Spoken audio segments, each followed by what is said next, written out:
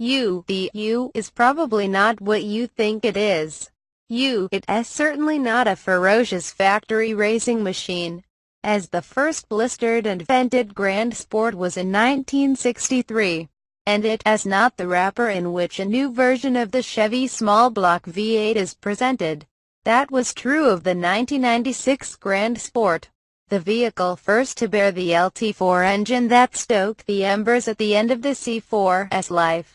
One look at the new GS's muscled glutes and you all know it as something more than just a trim and paint job. But, despite the sincere wishes of some on our staff, it is not the long-awaited mid-engined Corvette.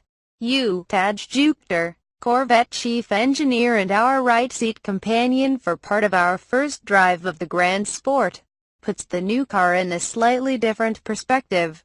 "This is big business for us," he says. "The last Grand Sport of the C6 generation kept the Bowling Green plant running.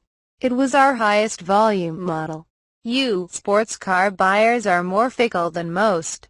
Sales are hot when a new model arrives, as they certainly have been for the C7 Stingray, but then they typically go tumbling off a cliff after a few years."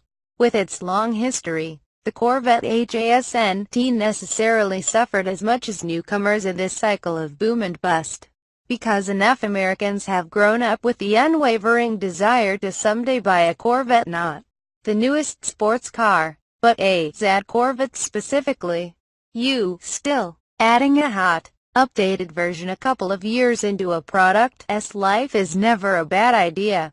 For whatever the Grand Sport once was, it is now a full-fledged model within the Corvette lineup, and like the C6 version of the GS's with a number of variations and almost all taco.